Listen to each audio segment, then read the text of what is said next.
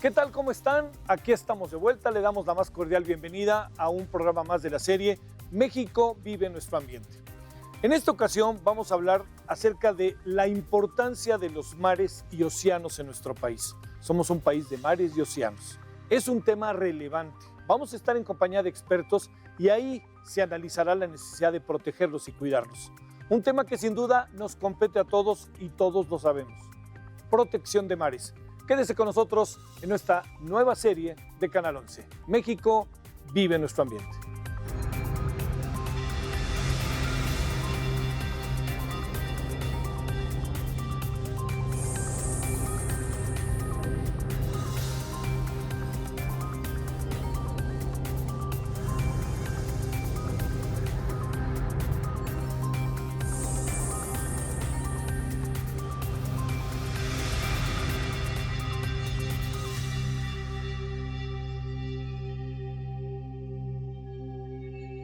Gracias que nos acompaña.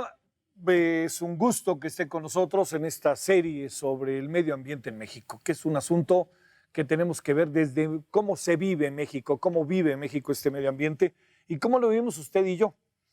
Han sido varias mesas en las cuales, créame, ha sido un proceso, dirían los clásicos, de enseñanza-aprendizaje, ¿no? Muchas cosas que están entre nosotros y que no entendíamos o no sabíamos y ahora las vemos. Si yo le hablo del mar para usted, hay una serie de condiciones fabulosas, de recuerdos, de fantasías, de toda una serie de cosas, pero también deben entender que si usted y yo vamos al mar, pues vamos 5 días y nos regresamos a nuestras casas y le recuerdo que el mar sigue ahí, ¿eh? O sea, no se regresa con nosotros ni desaparece cuando no estamos. ¿Qué es lo que pasa con el mar, los océanos? Hoy vamos a hablar de la protección de mares y me parece que por muchos motivos hay buenas, yo diría, hay buenas sensaciones sobre tomas de conciencia, pero también sobre la ardua tarea que hay que enfrentar. Bueno, y estamos con quien debemos estar, para discutirlo. Más allá de militancias, estamos con quien debemos estar para discutirlo. Le queremos agradecer a Maya Bernardes, miembro de Beta Diversidad, que esté con nosotros. Muchas gracias. Muchas gracias, Javier. Es un Al gusto. contrario, igualmente. Muchas gracias, estoy Amaya. encantada. Gracias. Gracias. También con nosotros Clara Calatayud, directora de la Fundación México Azul. Gracias, Clara, es un gusto. El placer es mío. Bienvenida. Muchas gracias. Muchas gracias. Y también Mario Gómez, miembro fundador de la Coalición en Defensa de los Mares de México, de CODEMAR, y todo el trabajo que han hecho a lo largo de mucho tiempo. Mario, es un gusto de nuevo. Gracias, Javier, muy amable. Es que hace poco nos vimos ahí hablando de estos temas. Hablando fíjate, de este tema. que eso quiere decir que, oye, quiere decir que la agenda se va colocando, ¿no? Exacto, exacto. Que ese es el asunto, ¿no? Que se habla. A ver, yo les diría, demos una ronda, si te parece, Amaya, empezamos contigo, así, y déjenme plantearles lo que me parece que puede ser un punto de partida. ¿De qué hablamos cuando hablamos de protección de mares y océanos? O sea, ¿por dónde tenemos que jalar? Mira, sí. Primero quiero mencionar que los mares prestan unos servicios ecológicos y de otro tipo enormes. No lo hemos cuantificado en la cabeza, Javier. O sea, son los mares los que regulan el clima, sirven de medio de transporte, nos proporcionan, por ejemplo, refugios o protecciones costeras contra huracanes a través de los arrecifes coralinos. Bueno, es invaluable, no tenemos idea. Si fuera un país sería el más poderoso del mundo y probablemente del universo. Sí. En términos de protección, lo que nos gustaría destacar es que, fíjate que cuando hay áreas protegidas marinas, hasta el año pasado, en realidad, se permitía pescar en ellas. Y está bien pescar, tiene que estar regulado y tiene que poderse hacer, pero sí creemos, Javier, definitivamente que tienen que haber ciertas zonas de no pesca, de restricción, cuando uno está hablando de áreas protegidas marinas. Sí. Si quieres, hasta aquí me quedaría. No, déjame Otro, plantearte. Déjame plantearte algo, perdón, y al ratito lo hago también con todos. ¿Qué es esto de Beta Diversidad? Sí, Beta Diversidad es una asociación civil que llevamos ya tiempo de existir. Hemos tenido proyectos en diversas partes del país, como por ejemplo en Veracruz con el Pico de Orizaba. Y estamos también empujando ciertas medidas de protección en los mares de México, ¿no? Que se decreten áreas protegidas marinas con el tonal de lo que te acabo yo de contar, que tengan por lo menos en alguna parte, en alguna superficie, zonas de no pesca, de absolutamente no pesca. Bueno, Porque al lado tenemos que ver cómo le hacemos, porque tenemos que comer, ¿no? Esa Exacto. es la otra parte, ¿no? Exactamente, es la otra parte, sí. Muy bien. A ver, Clara, lo mismo, ¿qué es México Azul? Bueno, la Fundación México Azul se dedica básicamente a la preservación de los mares y la biodiversidad en los mares de México. Trabajamos mucho en cuanto a la conservación de tiburones y ayuda a tema de pesca sostenible. Estamos también haciendo varios proyectos. Y también uno de nuestros puntos fuertes es la conservación de grandes pelágicos a través del ecoturismo, ¿no? Creo que también va a ser un tema importante a tratar, qué es el ecoturismo marino como alternativa de recurso no extractivo de un recurso natural marino, ¿no? Sí. Una posible solución a la conservación de los océanos es el ecoturismo marino. En cuanto a la protección de los océanos, yo creo que la protección de los océanos siempre ha sido un poquito más complicada en cuanto a comparación a protección de áreas naturales en tierra, por el hecho de que todas las especies en el mar, los animales marinos, se mueven y están en 3 dimensiones. Y no hay saber, claro. Y eso va a dificultar muchísimo lo que es una limitación de un área natural protegida marina, ¿no? Sí. A ver, es que no me quiero meter ahí todavía en los terrenos estos de si hacemos lo que debemos y qué tendremos que hacer, etcétera. Pero para cerrar, Mario, si te parece, a ver, nada más para cerrar esta primera ronda sobre de qué hablamos cuando hablamos de protección a los mares, qué hablamos de protección al océano, etcétera. Yo creo que es importante retomar en el caso específico de México el hecho de que el 1.5, México es 1.5% más veces en su territorio marino, más grande, en su territorio marino que en el terrestre. Sí, es una cosa Nadie le presta atención al mar, como tú lo mencionaste al inicio. La gente lo ve en Cuaresma, cuando tiene que comer pescado, lo ve cuando va de vacaciones a la playa. Hay una gran confusión, tanto en la información de mar, como cómo saber comer del mar mismo, ¿no? Entonces, ese escenario nos lleva definitivamente a sentar acciones de urgencia al 11:45 en relación a los mares. Las más de las pesquerías están colapsadas en un 80%, las más. Los peces de primera calidad alimenticia que con dificultad estamos comiendo ya son las especies más afectadas. Y si no ponemos un alto a esto, vamos a tener deterioros. Es muy importante hacer un acto en el que, generar acciones en las que guarden congruencia y hacer compatibles conservación y desarrollo. Ese creo que es el reto a futuro. Tampoco vamos a decirle a la pesca, no pesques nada porque no vamos a comer, pero que la pesca industrial diga que ellos están garantizando la seguridad alimentaria a través del mar es un error. Los ecosistemas marinos son hiperfrágiles y hay que estar muy en concordancia con ellos. Es importantísimo que viajemos con la ciencia, con la academia, que toda la información que se vierta, en este caso, a lo largo de todos los procesos que ocurran, vengan acompañados de datos duros, científicos, para poder implementar estrategias.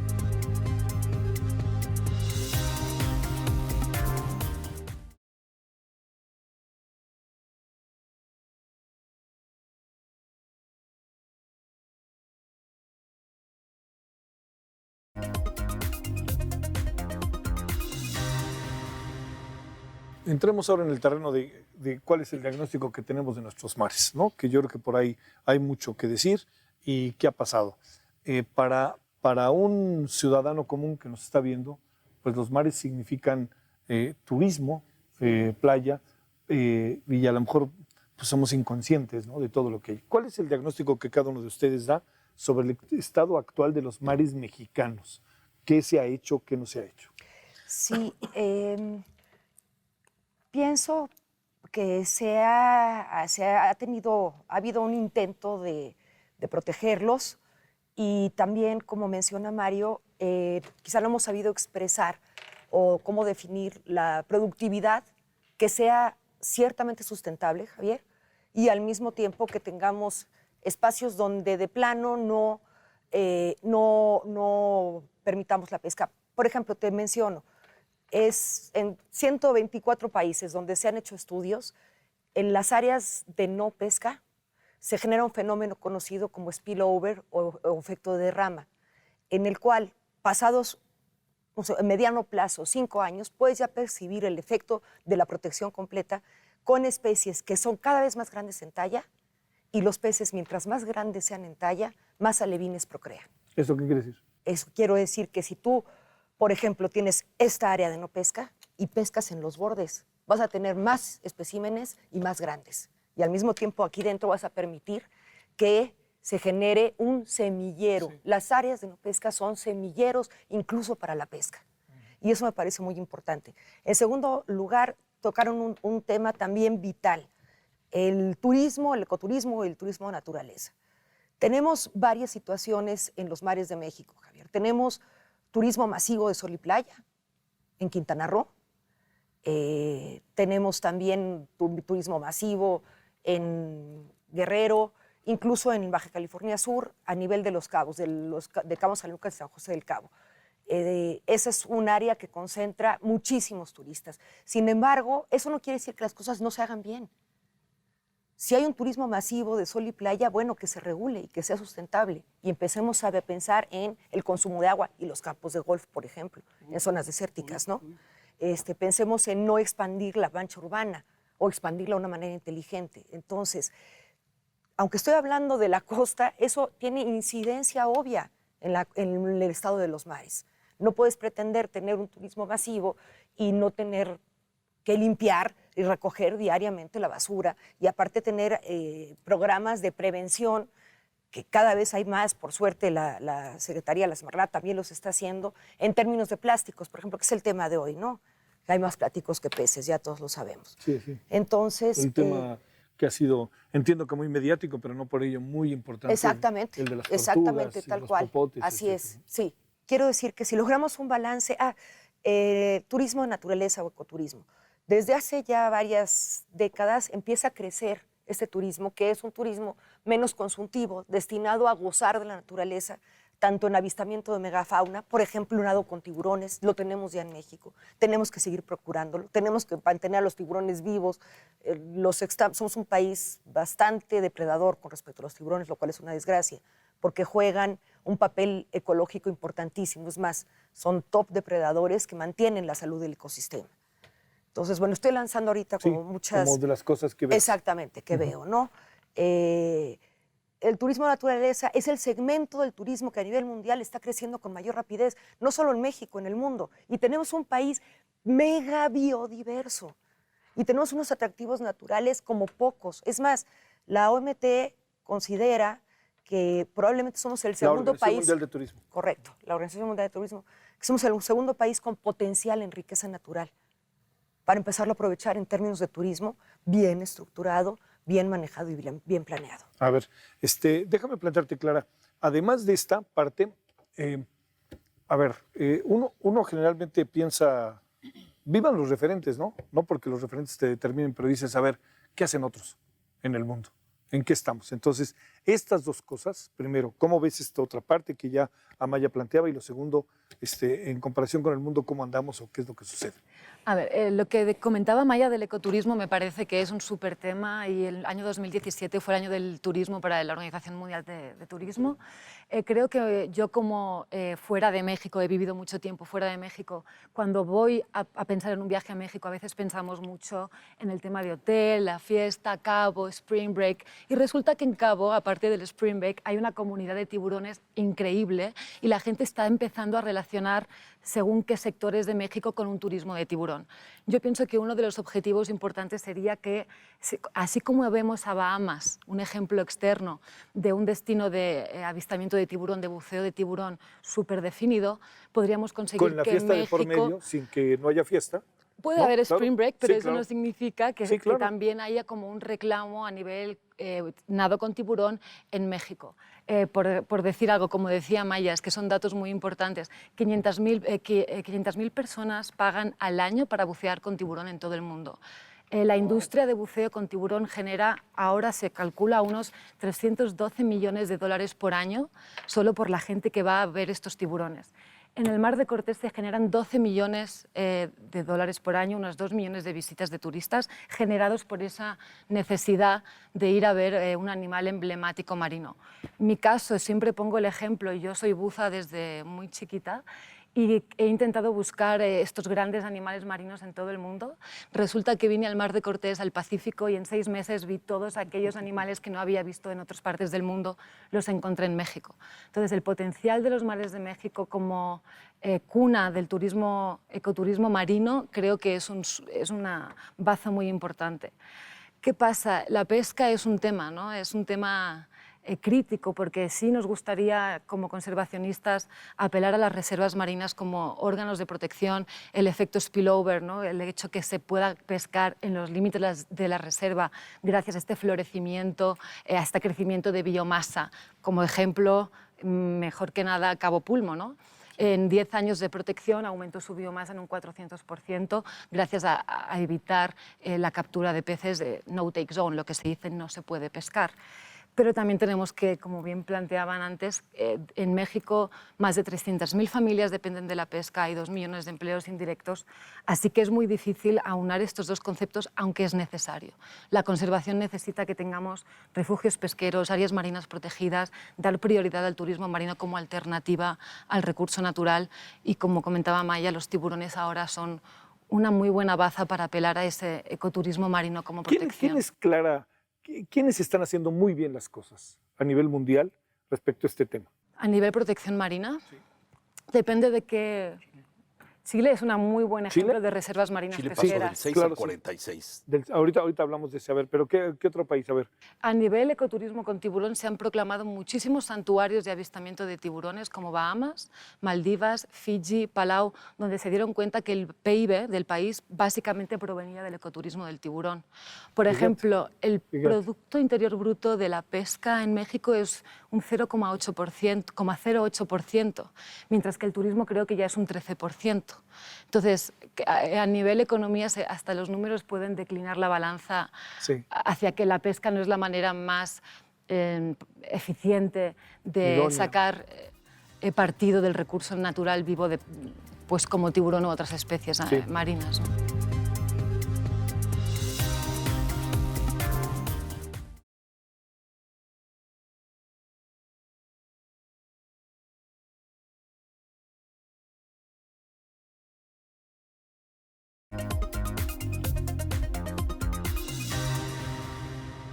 El otro día había un dato que me llamó mucho la atención en estos tianguis turísticos, en donde aparecen muchas cifras, datos, investigadores, y uno decía que del 100% de turistas que vienen a México o turistas mexicanos que van a turistear, el 85%, 90% va al mar.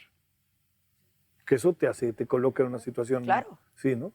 A ver, déjame plantearte, Mario, nos estamos acabando, uno nunca se hubiera imaginado que se podrían acabar los peces, ¿no? Uno diría, pues eso está ahí eternamente, ¿no? Bueno, imagínate que en México, como ya dijimos en esta mesa, se podía pescar en el 100% de su zona económica exclusiva hasta el año pasado. El año pasado tuvimos a bien decretar Revillagigedo 15 millones de hectáreas. Sí, hemos estado hablando en estas mesas de ello.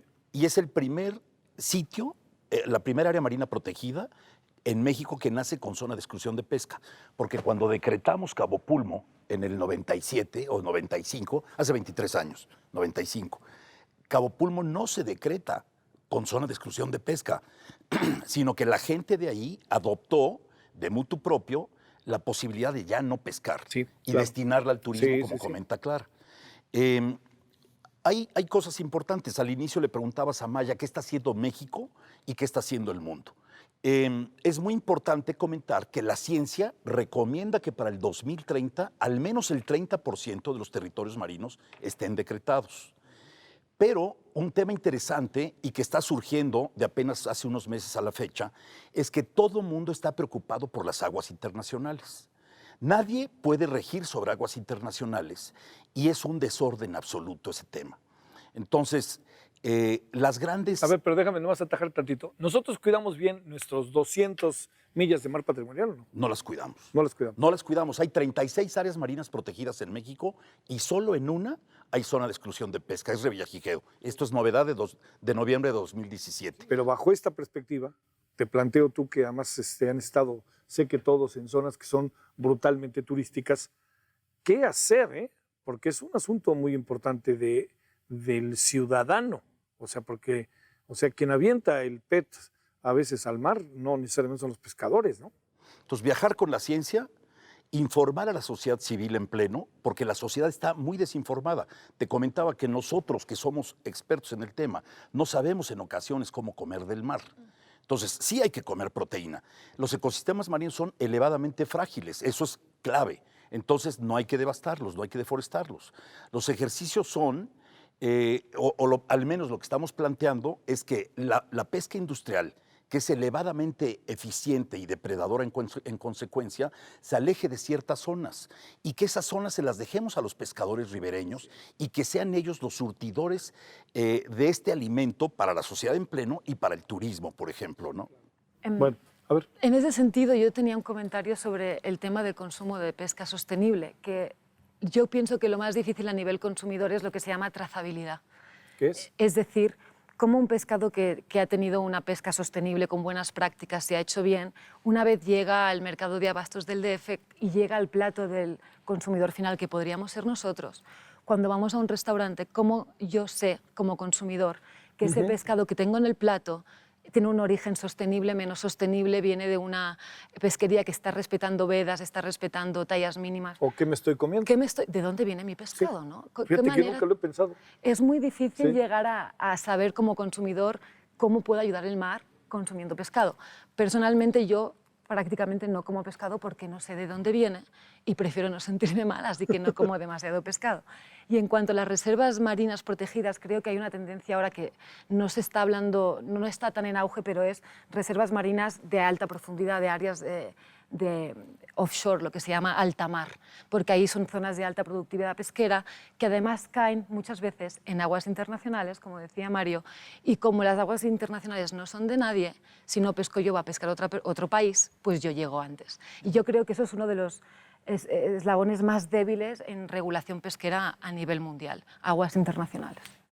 A ver, ¿qué hacemos con los mares del mundo que son de todos y de nadie? Las zonas de Zonas alta mar. de alta mar. Hay ya un movimiento, que quizás lo que Mario quiere decir a continuación, que está empezando a tratar de ser también sostenible en alta mar. Alta mar es una zona de mayor competencia, más competitividad. Entonces, o eres bueno y traes barcos Sí, bien, supongo, exacto, bien hechecitos. helicópteros, bla, Sí, bla, bla, todo, bla, todo. bla, ¿no? Radares, sonares, o vas a perder. Entonces, al general, las empresas pesqueras prefieren pescar más cerca, porque aparte el costo es mucho menor. El riesgo El también. riesgo es menor, claro, por supuesto. Es un tema importante, el riesgo del pescador, que tampoco a nivel mundial está del todo definido y está del todo pagado. Es decir, el pescador arriesga la vida, pero no tienen, por ejemplo, un seguro, por lo menos en la mayor parte de nuestros países en vías de desarrollo, ¿no? Entonces, es otro tema ya de carácter social al que también había que entrarle. Permítanos una pausa y ahorita regresamos.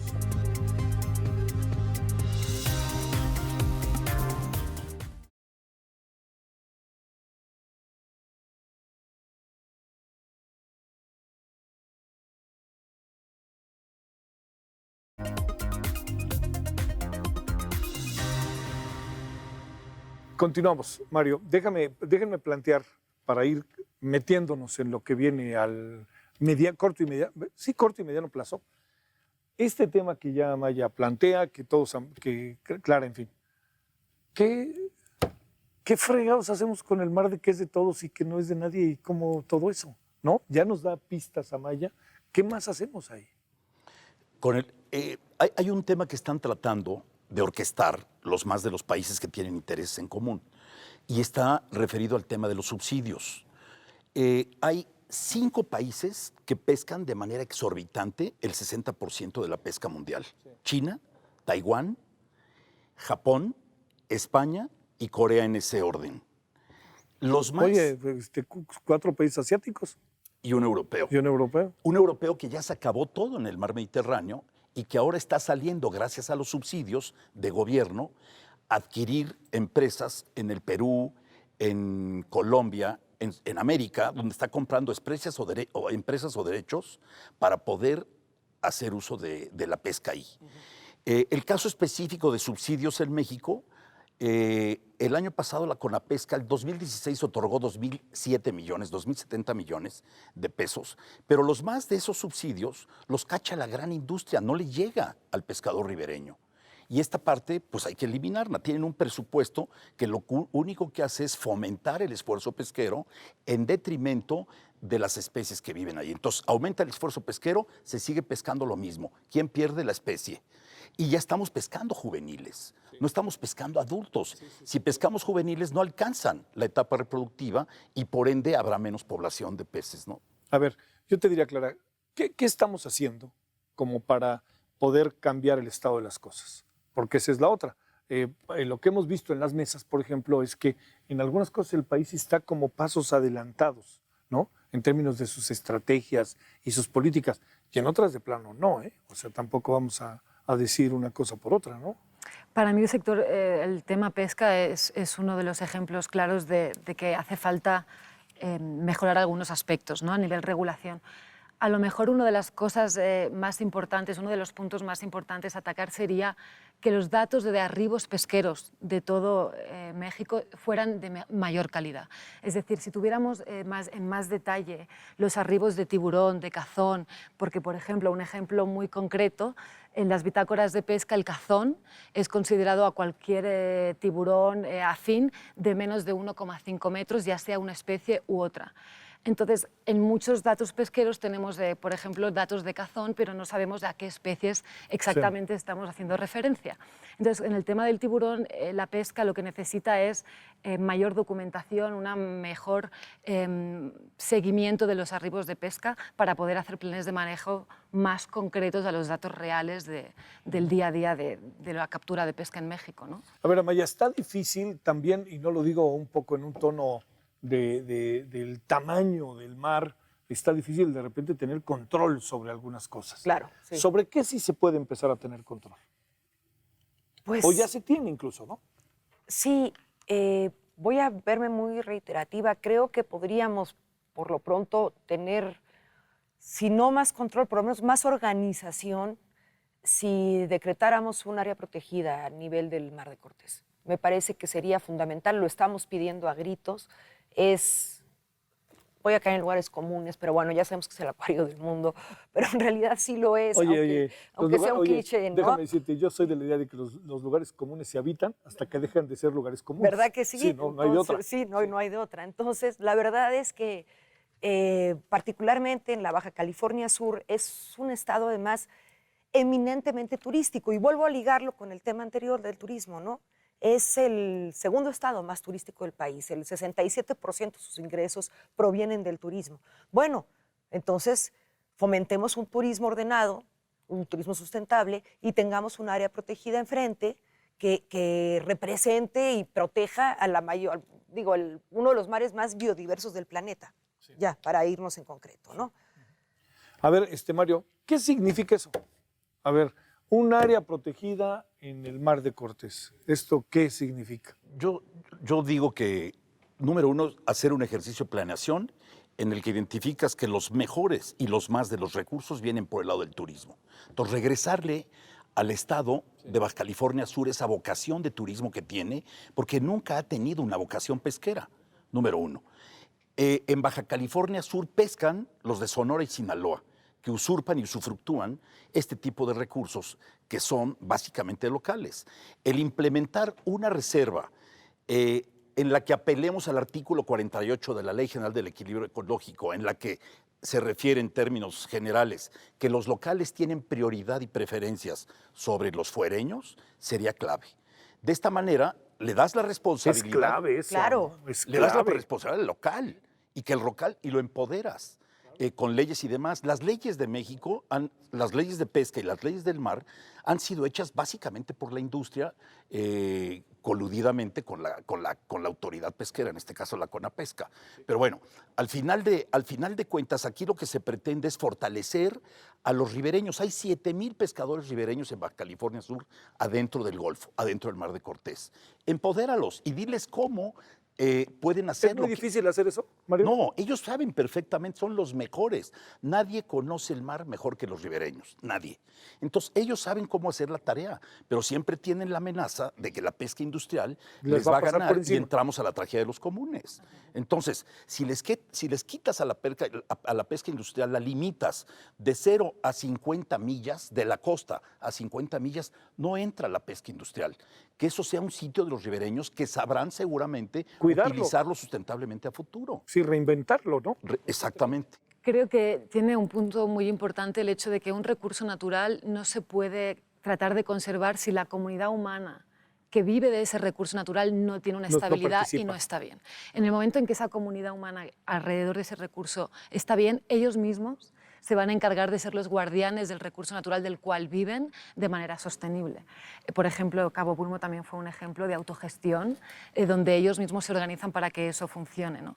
Y en cuanto al área marina protegida, también creo que es importante decir que no todas las áreas marinas protegidas tienen la misma plan de manejo. No significa que haya una restricción total de pesca en todo el polígono, sino que se pueden hacer diferentes sectores, unos dirigidos a según qué actividades de pesca regulada, pero lo más importante es que en esta área marina protegida se dé como mucho pie y mucha importancia al ecoturismo como actividad no extractiva y que al final se pueda regular y se pueda manejar. Porque uno de los problemas de las áreas marinas protegidas es que se pueden decretar y se pueden declarar, pero se tienen que ejecutar y se tienen que regular, ¿no? Instrumentar. Exacto, ese es uno de los puntos. Pero no todas las áreas marinas protegidas son totalmente restrictivas a nivel pesca. Hay muchas variantes que se pueden diseñar para que todos los actores tengan cabida en el área marina, ¿no? Sí. A ver, voy a hacer de esas preguntas desde la óptica de quien llega a un centro turístico de mar Sí. y que ve. A ver, ¿las motos en el mar, sí o no? No. Ahora, son una industria. Yo digo, Sí, oye, son una la industria, verdad que pero además son peligrosísimas. son peligrosísimas. Entiendo muy bien, pero son una industria. Sí lo son, A sí ver. lo son. Em, Pero oye, ¿qué? ¿Las quitamos? A lo mejor, ¿por qué no ordenamos? Pasó un tiempo en el lago de Valle de Bravo, donde se ordenó. Al principio, de hecho estaban prohibidas, lamentablemente En ahora. Tequisquitengo también creo que hay un ordenamiento. Entonces, por lo menos ordenémoslas, porque en términos de seguridad humana son peligrosísimas, para el que va arriba y sobre todo para el que está abajo. Ha Sí. habido muchos accidentes con gente que pues está divirtiéndose y no toma las precauciones debidas. Sí, que de repente se echa a alguien que está nadando. Sí, exactamente. Entonces, a mí, yo te diría no, porque además son antiestéticas. No, oye, yo te Pero entiendo. por lo menos espérame. las No soy, ordenemos, sí, hay que eso, ordenarlas, sí, ¿no? soy Ordenarlas fan, en no un soy área. fan de esa área, pero sí Sí. entiendo que tiene que haber un ordenamiento real. Exacto. Pero también entiendo al turista, ¿eh? Y No, entiendo desde el luego, negocio. desde Mejor el luego. museo. Pero podría y hacer un matiz. A lo mejor tendríamos que diferenciar entre turismo y ecoturismo. No, bueno, sin duda, es lo que yo mencionaba. Digamos, a nivel masivo hay que hacer programas de turismo especiales, que la mancha urbana no crezca, desde luego.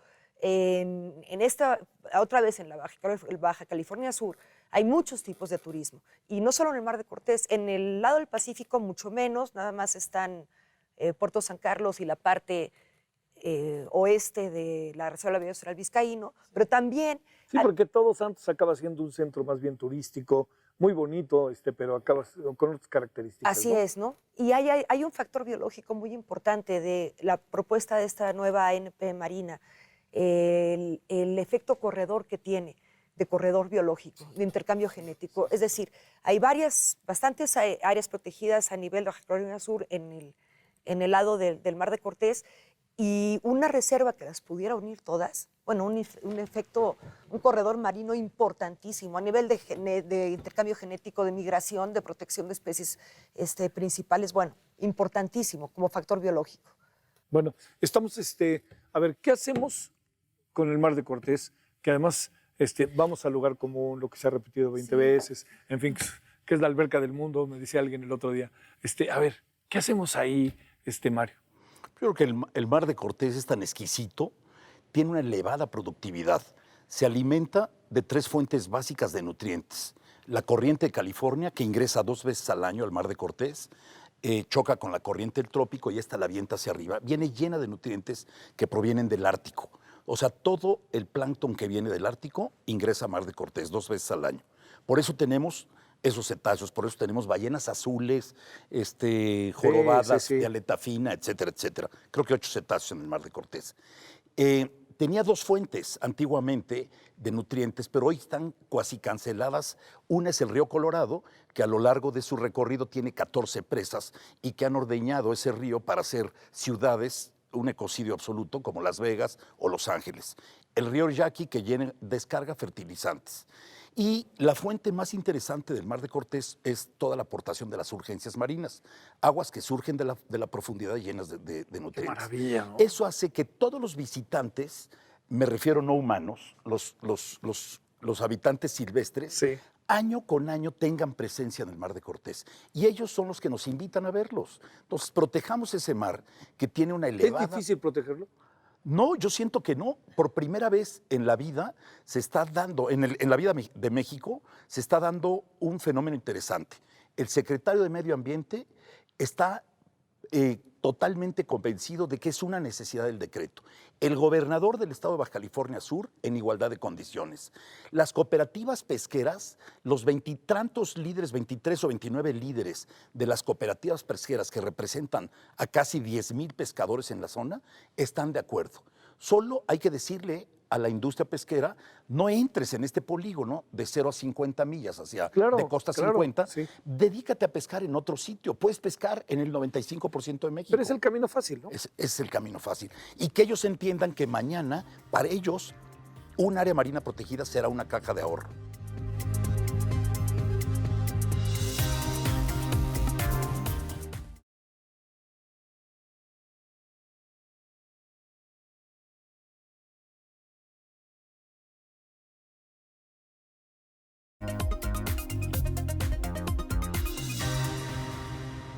Déjenme meter una última variable que ha estado constante en todos los programas, ¿no? El asunto está en que hay alguien que no cree en ella, ¿no? Que es el tema del cambio climático, ¿no? Que a lo mejor hemos perdido de vista. Vemos el cambio climático muchas veces pensando en los bosques, ¿no? Me da la impresión de las grandes ciudades, en el clima, pero a lo mejor no nos hemos detenido lo debido en términos de los mares, y particularmente yo hablaría así de fácil. Son los mares del mundo, pero al menos los que me importan son los mares mexicanos. Claro. Mira, hay un ejemplo ahorita, así estamos tú y yo hablando aquí, la cantidad de sargazo en el Caribe. El mar incrementa la temperatura de manera normal y el sargazo, que es un alga, se reproduce descomunalmente. Entonces, ahorita tienen las playas inundadas de sargazo, no hay capacidad municipal para sacar. Está bien, es un alga y es biodegradable. El problema es que, aparte de la vista, la gente quiere estar en la playa, no puede. Además, genera muchos más mosquitos, enfermedades de transmisión por insectos. Eso lo estamos viviendo aquí en México en este momento, actual, así, en Puerto Morelos. ¿Y derivado de? El calentamiento del mar. calentamiento global? Sí, claro. ¿Sí? Del cambio climático, sí, absolutamente. A ver, ¿qué otras cosas pasan? La acidificación de los mares y el blanqueamiento de los corales. Ese ya lo sabemos pero me gustó dar el ejemplo del sargazo porque eso está pasando actualmente, ¿no? La pérdida de nutrientes, en el caso específico del Mar de Cortés. Exacto. El plancton, que comentaba yo que viajaba. Por eso explíquenos, porque no somos especialistas. Por a ver. periodicidad cíclica de corrientes, Lo primero, ¿verdad? a ver, adelante. No, Mario, por favor, no. Supongo que hacía referencia al hecho de que el cambio climático hace que las masas de agua, que tienen como unos patrones de corrientes a nivel mundial, crean afloramientos, que es lo que comentaba antes Mario, de cuando agua profunda, rica en nutrientes, sale a la superficie, se mezcla con el sol, crean áreas de alta productividad, sobre todo de plancton, que el plancton son estos pequeños organismos que están en el mar, que son la base de toda la cadena trófica, ¿no?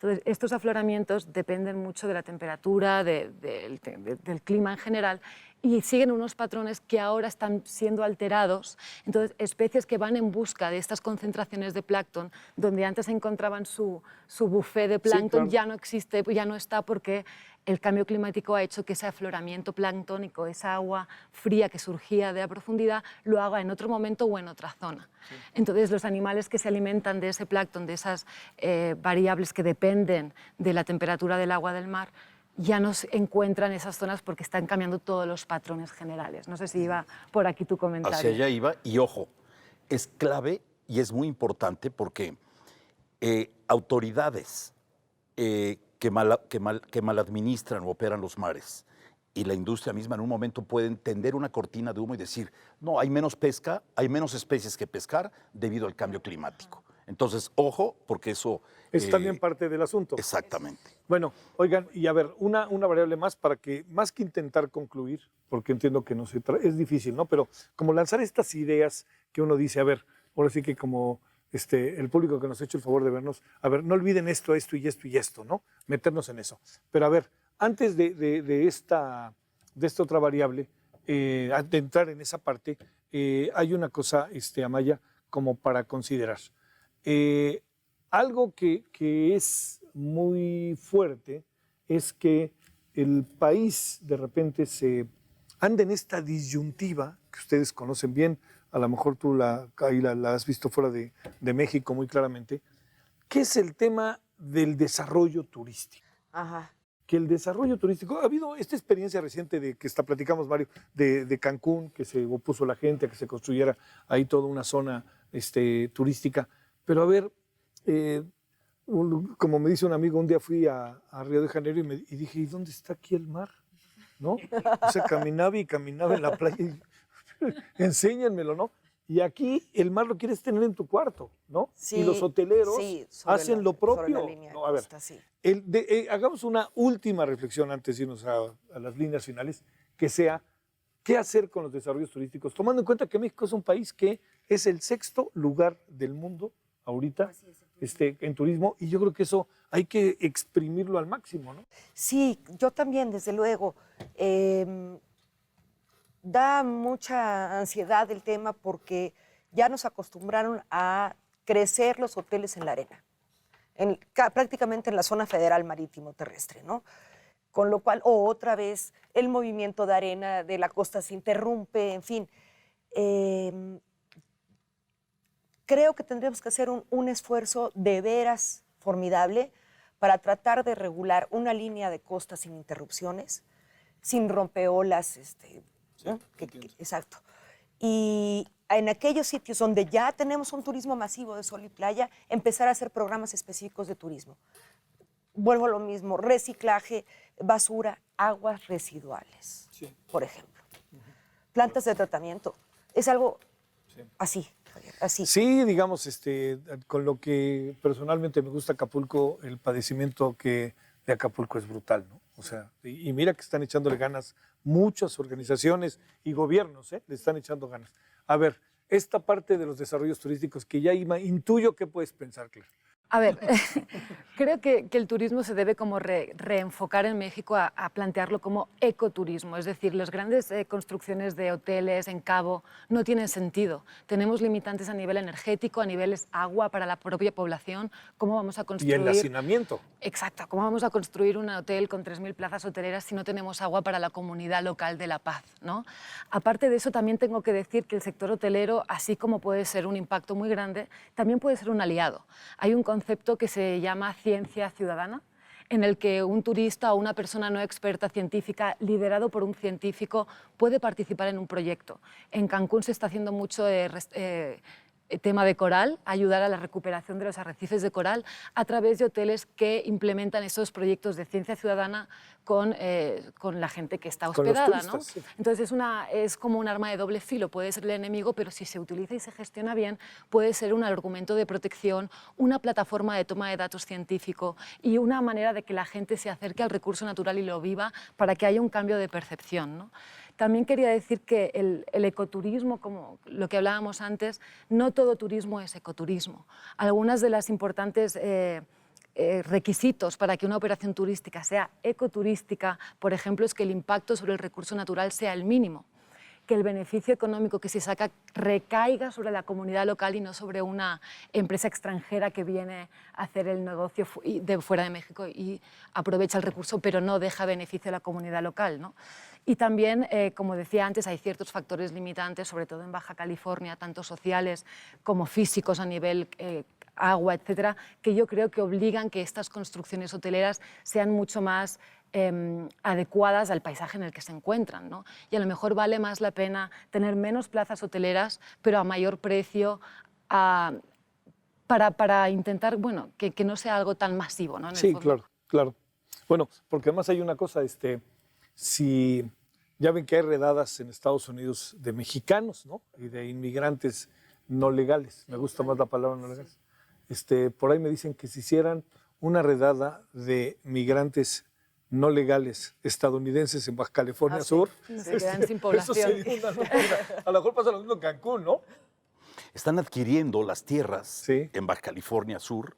Todo el mar de, Sí, el mar de sí, Cortés sí, claro. es básicamente ya está en manos de estadounidenses, ¿no? Oye, ¿y qué? Y además, digo, esa carretera de La Paz a Cabo San Lucas, pues es una cosa que es, no, además es el mar interminable, que esa es una cosa maravillosa. A ver, nada más para cerrar esto y ya empecemos a buscar el final. Yo iba a decir lo siguiente. Yo creo que todos los ejercicios de conservación, de alguna y de conservación y desarrollo, porque hay que tratar de hacer compatibles conservación y desarrollo. ¿Cuál es, yo creo que el meollo de todo este tema? Ejercicio de planeación, en el que se sienten, tradicionalmente cuando se decreta un área, se sientan la Semarnat, la Zagarpa, la Conapesca, la CONAMP y la Secretaría de Marina, que no la hemos mencionado, pero que juega un rol relevante en la vigilancia del tema. Es cierto. Yo creo que en la siguiente administración hay que sentar en esta mesa de planeación para el Mar de Cortés, caso específico, a la Secretaría de Turismo.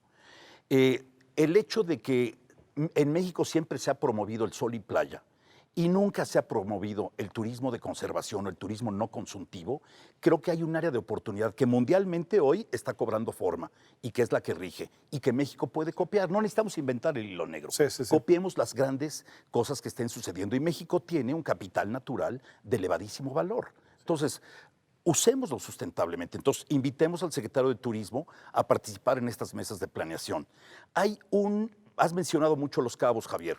Hay un grupo, esto es un ejemplo interesante. Hace unos días llegó un grupo de inversionistas de Los Cabos a decirnos que en la Bahía del Chileno, donde existe un pequeñito arrecife. Que es bellísimo. Exacto, bellísimo, Sí, y que se lo están bellísimo acabando. lugar.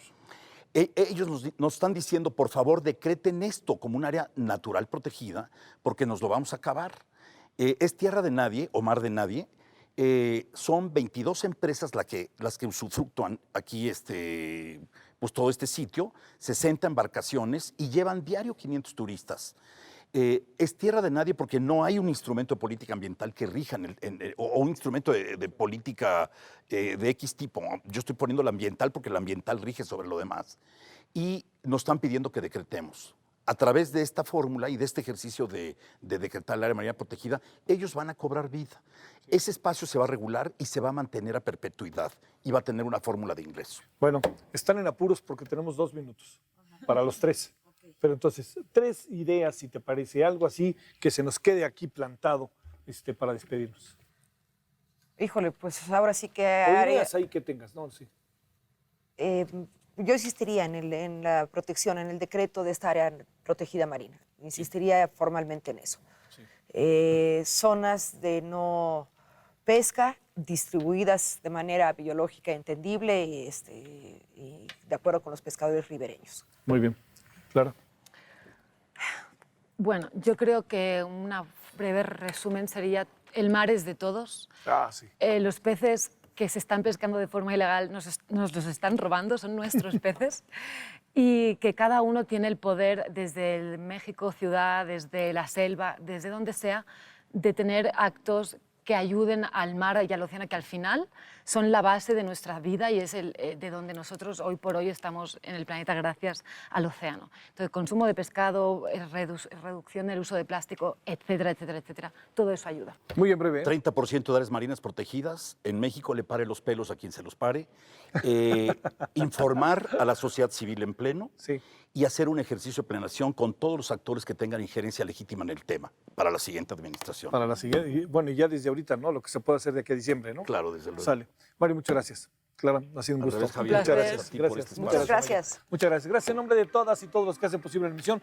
Nos vemos en la próxima, Pensando México, su medio ambiente.